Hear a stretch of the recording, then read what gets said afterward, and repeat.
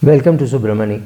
A friend of mine is a neurosurgeon and he does rehab of people who have had damage to their brain.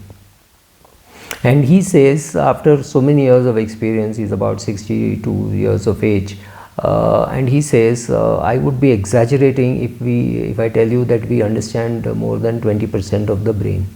And he says we understand close to 100% of the heart, maybe 99%, 95%, but we understand very little of the brain. Why he was saying this is saying that the brain is two hemispheres and all that we all know, but he was saying that one part of the brain can be trained to do the work of another part. Now look at it this way. I'm not getting into neuroscience, but I'm saying, look at the amount of redundancy that God has built, right? You need one kidney, has given you two, so that if one fails, the other takes over.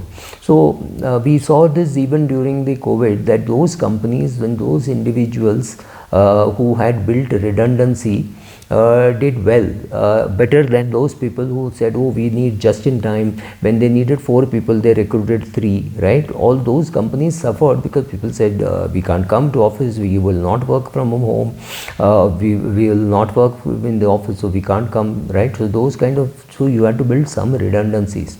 I look at big mutual funds which build redundancies, or big banks which build redundancies. They just keep recruiting. They know that when a new bank or a new AMC comes, they will poach their people. That's fact, right? So you need to build redundancies in your business. And when you call that in investment, we call it margin of safety. And somehow I feel your margin of safety has to be in the price. Yes, of course, which means again going back to value investing. Does value investing work? I have seen it work. I also tell people that all the value can come from the technology that it uses, from the strategy, from the growth, right? You can get all the value from the growth that is happening. So if you invested in Bharti Airtel at $30 in the IPO, or at $80 after you missed the IPO, you could have got all your value from the growth that it achieved. It did not do something great in the initial stages. You would have got tired. It went up, it came down, I think it did huge split, all that happened. But over a long period of time, definitely I've made money in Bharti Airtel, right? So some of these things happen. You have to know from where the margin of safety comes. Largely, mostly, margin of safety has to come from the price. So 2 years back or 3 years back, 2021, I think I bought a share at 6 rupees. And I always liked that management. Unfortunately, the entrepreneur is no more with the company. And today is a 5-bagger. Am I happy with it? I don't know, because I think it has got potential to become at least 20-bagger, 30-bagger.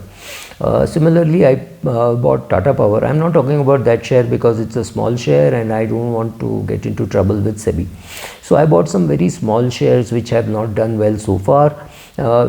Perhaps it will do well in the future. For example, when Yes Bank was available at 7-8 rupees, I bought it simply because I thought this company is not going fat. The RBI will not allow a bank to fail.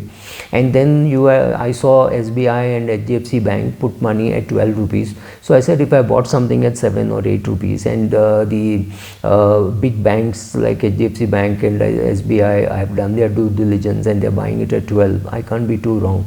I know it's going to test my patience, but then the margin of safety comes from the price. So the other share that I'm talking about is a 5-bagger, but I'm not willing to mention the name. So similarly, you build shares, you have price as the only safety margin that you have. So I have bought Zomato at 47 rupees, but I also have bought Zomato at 97 rupees. So it's not to say that you buy only at 47 and build all your safety. You may not have the guts to buy it at 47, all the shares. Suppose I want to buy 1 lakh shares. Will I buy all my shares at 47? Ideally, in retrospect, yes, but at that time you have no guts to buy at 47 or 51 or whatever. I think I bought it 51. 51 I think was the best price that I have, and 96 93 or 94 just recently was one of the one of the worst prices that I paid. I have not paid a price more than 100. So I hope my average price is somewhere in the 60s, maybe 61, because I bought more at a lower price and less at a higher price, and now the prices are down. So I'm sure if the market remains down, Zomato would be the first for which the price would fall. Does it mean I'll buy more? I have a 10-year view, so maybe I'll buy, maybe I won't, but I don't want to talk up the share, and my talking up does not really matter. I'm too small a player. But having said all that, I think a lot of margin of safety comes from the price, not just from the management or technology or things like that. Are they building market share? Are they doing well?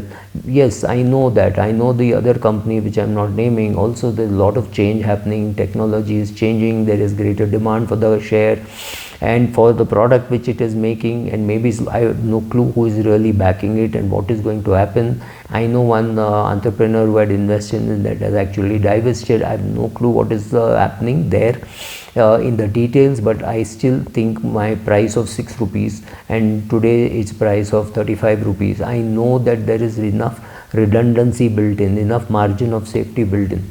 So like God has built in his margin of safety. If you want to be a good investor, you have to do value investing, and you have to know from where the value is going to come. Is the value going to come from a public listing? Is the value going to come from the company's growth? Is the value going to come from the company's access to raw material? You have to know from where the value is going to be discovered, from the value, how is the value going to bloom, right? You have to know the difference between real value and value trap. So understanding all this is useful. So if you are interested in value investing, I mean, Ben Graham is of course the guru of value investing, but there are very many other books which you can read. You can follow YouTube videos by Sham Shikhar has done something on value investing. Naren's all of Naren's talks would be on value investing, right? His value discovery fund is again a value being discovered fund. Well, I mentioned it, but I don't get paid by ICICI for mentioning it, but I've been an investor and I've liked Naren's way of investing. So again, therefore this thought of bringing, but yeah, look at Naren's portfolio. You will find ONGC, Coal India, NTPC, rather than finding shares which are at a very high PE. So margin of safety comes from understanding technology. It can come from understanding management. It can come from understanding a very, very shy fund manager. Fund managers who are very good but very poor communicators versus fund managers who are great communicators but poor fund managers. You have to know the difference, who is a real value investor and who is not. The ability to pick all that comes from lying low, doing a lot of reading, talking to people, and then making your investment. So welcome to value investing. Thank you.